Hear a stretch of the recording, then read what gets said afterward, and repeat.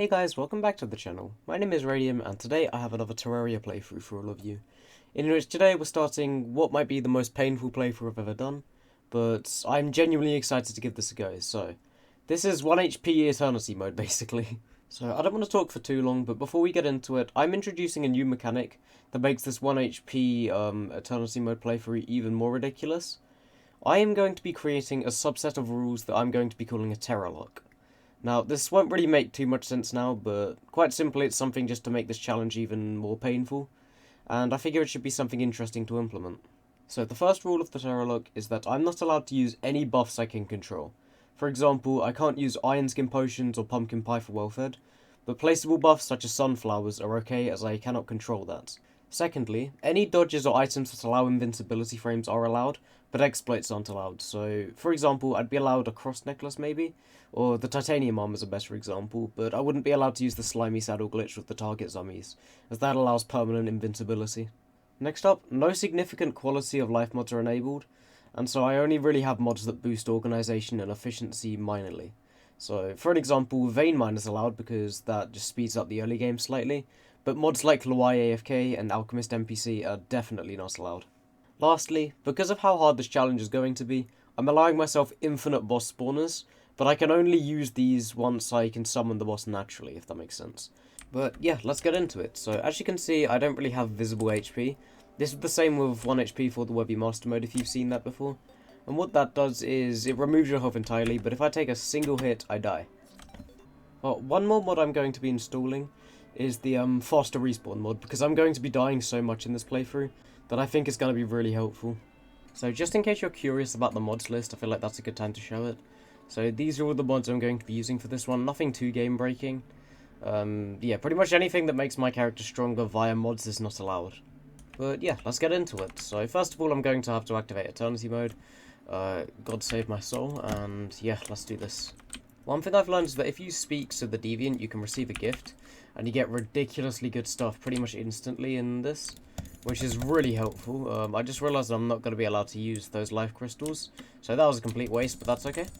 So we get the Euro Socks and the Puff in a Bottle, 3 Insta Houses, the Eternity Advisor, the Deviant Sundial, which is, it's this enchanted sundial effect, 15 recalls, which are allowed because they're not buffs as such, and then a Bugnet, Silver Pickaxe, and Silver Axe, and that's pretty much it. Now, some people might call this slightly overpowered to use, but I'm going to be using it for this playthrough, as I feel like I'm definitely going to need this bonus. So in case you're curious about what these items do, these are like a basic Hermes boot / Cloud in a Bottle combo. The jump bottle is just like a Cloud, and I think the boots are slightly slower, but it's still very nice to have. Also, it's been a while since I've properly played Terraria, so I do apologise if I accidentally break the rules a couple of times. I'll try my absolute best to abide to them. Yeah, these enemies are already scary. Jesus, I need a grappling hook and now. Okay, yep, I guess I'll just start exploring the first cavern. This is most likely going to end badly, but at the same time, I think I'm ready. Yeah, all I gotta do is take my time with this, and I'll be absolutely fine. Oh, we got a gem already. That's a good start. Actually, there's a bunch of gems around here. That's really nice. Because the sooner we get a grappling hook, the sooner we can stop dying to everything, basically. And would you look at that? A shark with 600 HP, 2 more topaz, and wow, this is going to be a horrible playthrough. I didn't realise sharks had that much health. Ooh, I think that's a large chunk of amethysts or sapphires. I'm colorblind, so I can't quite tell. And amethysts, nice. Ooh, even more exciting, this goes into an ice cavern. So if we could, oh, I'm dead. But if we could get like a snowball cannon / an ice blade really early on, that would be an absolutely monumental upgrade for us. Oh, I just realized I should probably use the Insta Houses now. I don't really know how to use them, let's see. Okay, there we go, I accidentally screwed up one of them, but we have 3 Insta Houses. So the second we have enough money for the merchant, we'll get one. You know, if there's one nice feature about this, it's the fact that I can use my one for sparking a lot, because you get 4 mana crystals instantly. Also, thanks to Vein Miner, I'm going to be gathering copper, which is something I don't normally do. I might as well grab everything, because even if I don't end up using it, I can always sell it for a bit of extra money early game. Anyways, I'm thinking about what I should do for my early game strat, because obviously it's going to be slightly different than usual. And the first issue I'm seeing is how intimidating the Eye of Cthulhu is in Eternity mode. Now, in case you don't know, the Eye is borderline impossible to know here, but I'm sure there's a pattern there somewhere. It's just going to take an incredibly long time to figure out. I just realised we have a bug net, so we should start catching worms and stuff as early as humanly possible. Obviously, fishing for accessories like the frog leg is going to be really, really important, so yeah, that's definitely a must. Honestly, this wand of sparking was kind of a godsend. I'm still dying, but at the same time, it's so good for early game. However, it's time for an upgrade pretty much straight away, so I'm going to be making a furnace, crafting as many bars as humanly possible, and then seeing what I can do. Okay, luckily we have lots of lead, so that's enough for both the advanced workbench of the sawmill, and then, I mean, a couple of other things, I guess. Actually, I might make myself an amethyst stuff. Yeah, I think that's not... Oh, broken, really. Oh, I'll still take it. Anyway, there's the chains. I might as well make a heavy workbench while I'm here, because why not? I want all the crafting stations possible, and then a sawmill, and then a loom. Now, you know what? Now I might as well kit out on the crafting stations. I'm going to need so many resources to make this playthrough work. And you know what? Gold bow, let's go. And it's a zealous one. So with this loadout, let's go back to the cave. This may sound absolutely stupid to most of you, but this is honestly not too bad so far. Like, I'm having a good time with this playthrough, and since I've got experience with 1 HP for the Worthy Master mode, the early game's actually going to be easier in some parts, but it's also going to be much harder in other ways, because there are like 20 plus debuffs or something ridiculous that this game adds. And those debuffs are so difficult to combat. Like, I don't think I could explore the jungle if I even wanted to, because I'm pretty sure there's a permanent poison debuff or something like that. You know, one thing that would really slap right now would be a ruby staff, so I might honestly try and save up for one of those. Okay, and we're there to an ice bat. Actually, let's try the Eternity Advisor. I want to see what it does. So, it recommends these: a shark tooth necklace, a cactus enchantment, an iron, and a slime crown. Okay, that's pretty cool. So this recommends you, like, accessory loadouts. That's really nice, actually. I'm going to favourite that. Ooh, fireflies are spawning. Nice. It may sound dumb that I'm trying to get baits already, since it's not going to be too helpful. But literally anything could help me out here. Okay, rather than keeping on going to this cave, I'm going to do a bit of overworld exploration, and never mind, because I'm pretty sure this is going to be a death sentence, the Crimson. Alright, all I can really do is run, so let's go. Yeah, unsurprisingly, nighttime really limits what you're capable of doing. I literally can't progress. And more worms, that sounds important. Of course I want some more Fallen Stars, because it looks like I might be going mage early game. And I forgot the cactuses kill you. And there's also a cave to our right here, just before the desert, so I think I'm going to try and explore this. What the hell? Okay, that was fast. I forget the demon eyes are really quick. God, that's going to be so annoying to combat. Okay, since we're so limited in terms of our exploration, let's just make the most of these two caves on either side. Keep exploring them and just pray that we find anything valuable. And if not, then we have to worm our way to the ocean, most likely a mid/sky bridge. And then, yeah, just fish until we get a reaver shark. Oh, mushroom biome with our first chest down there. Nice. Okay, I did a very stupid thing of using the 4 life crystals at the start, because I forgot that life crystals sell for a lot. But I think we'll be alright, and it's kind of unfair to get 6 gold coins the second we start playing anyway. You know, if this was a regular, like, Eternity mode playthrough, this world would be so sick, and it is still very good. Because there's so many life crystals, you know, a good chest, 2 caves on either side of spawn, and, oh, is that enough sapphires? 18, yes, I have enough. Ah, and I'm dead to a boulder. Okay, but enough of being stupid. Sapphire hook, boom. Now let's go grab as many stars as possible before daytime arrives again. And daytime arrived already, never mind. Oh, the good thing about the sapphire hook is it's pretty much a mid-ground between hooks. It's slightly worse than emerald, but emerald is like a high tier one. So I think this will serve us well for the time being. Of course though, since we're on 1 HP, I'm going to be getting a diamond hook before we do our first boss. Alright, here we go. What's in the chest? A jump bottle and a suspicious looking eye. That is amazing. Because now we also have infinite Eye of Cthulhu summons. That's... oh my god. So the cloud is pretty much useless, but the other items in the chest were still amazing. Oh, giant worm spawned on top of me. That's always interesting. Traveling merchant, please sell the katana. Never mind. Actually, you know what? The magic hat is pretty decent. I'll take that. See, who would have thought selling life crystals in the early game could have achieved anything? There we go. And now we've got an increased 7% magic damage. Oh, I see a gold chest down there. Okay, we're going for that. You know, another disadvantage of this 1 HP thing is that I can't see my oxygen levels. So that's most likely going to result in a death. Okay, and in the chest we got shoe spikes. Okay, it's not what I wanted, but it's not bad as such. So, while we're here, so incredibly low down, what do I want to do? You know what, I'm going to smash some pots and get some hellfire arrows. I think that's a pretty smart way of going about this. Wait, is there a debuff in the Underworld in Eternity mode? I don't remember, because I know Calamity, you literally can't go there without heat protection. But I don't know about this. Ah, screw it, you live, you learn. Let's go. And I died instantly. Well, suffice to say that could have gone better, but at the same time I'm fine. What should I do now? Alright, since we have so much spare gold, it's time to make myself a gold crown, I think. Oh wait, never mind, I don't have a ruby. But it is time to make myself a gold pickaxe and axe. I know it's a kind of minor upgrade, but it's still definitely an improvement. Oh, we've got an aglet, nice. That's actually going to be helpful.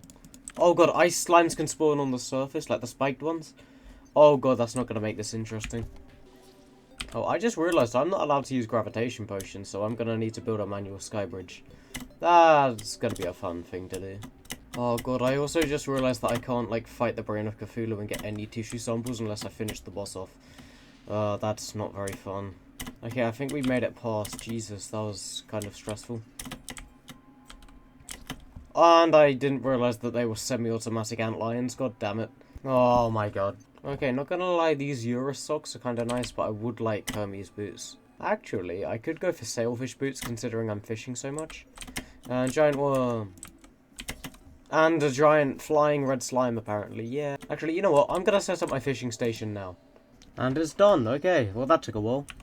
Okay, now that this is done, however, we can just remove this and we have a nice fishing spot. And for no particular reason, let's have some mushroom lamps. And you know what? I suppose let's start fishing. I feel like it's a very good time to start. We have our first bunch of bait. And, you know, there's a couple more, like, portions around where I can just farm these and get worms. Okay, yep, I can't be bothered. Let's start. By the way, most of this is going to be sold because obviously I don't really have much use for bass. But, yeah. The items I really want are both the frog leg and the balloon pufferfish. Those would both be really helpful. Oh, wooden crate, yay. Another crate. Oh, an iron crate? That's quite big. Oh my god, a golden crate? Really? I didn't think I could get those now. And we're out of bait. You know what? That is a very, very good first yield. Alright, let's see what we get. Come on, give me something good. And... ooh, okay. I appreciate the sailfish boots for a start. Also, I forgot to mention, we got a freaking falcon blade. I mean, this thing is absolutely amazing, so... I guess we're going to be using this. However, we do have a couple more baits now. Some of them being master baits, actually, so... you know, I'm very excited to masturbate. Thanks, Waffle Time. Oh my god, this thing's gonna be incredible. Does so much damage. Yes, tsunami in a bottle. Okay, it took a while, but we did get it. And now we have a triple jump. And now all we need is the balloon pufferfish and then maybe the frog leg. I don't really know if those items are really achievable, but I guess we'll keep opening and just see if we get lucky with it. Oh, and to show you how good the falcon blade is. Yeah, we're not dying to much. Okay, that's enough fishing for the time being. Goodbye, bass, or bass. God damn it, I'm such a moron as bass, not bass. Anyways, we're somewhat competent now, so I suppose let's just try and actually make some progress. And what I'm thinking is this, the underground jungle. Now, as far as I understand, it's pretty much impossible to traverse the underground jungle, at least consistently, so what I'm going to be doing is grabbing myself a bed, and that'll just make the whole experience a little bit easier on us. Oh god, okay, we made it, Alright, I need to build a house as fast as humanly possible, and just pray that we don't die. Okay, boom, spawn point set. Oh, we are safe. But I use the term safe very loosely, and yep, alright, I was correct. So, this water has a poison debuff. What this means is traversing the jungle is incredibly difficult, basically. There are so many different things that can kill you, so this is really not going to be a fun mission. I don't actually know what my mission is. I suppose one of them should be getting a fiberglass fishing pole, because obviously that's going to help massively with fishing. But apart from that, maybe feral claws or boomstick, and just anything else that wants to show up. Alright, first chest here gives us Hermes boots. Yay. Oh, okay, it's menacing, so that's slightly better than these sailfish. Hey, flower boots. That could be helpful, actually, because they sell for a lot of money, but they're also just really valuable. Oh, a couple of chests here, so more Hermes boots. Yay. Oh, I'm not even allowed to use those Spelunker potions. That's really annoying. Okay, let's try that again and get this chest. And Anklers of the Wind. Very nice, actually. I just realised, thanks to this spawn point, I'm pretty close to the ocean. So I'm probably going to try and attempt to traverse it one time. Oh my god!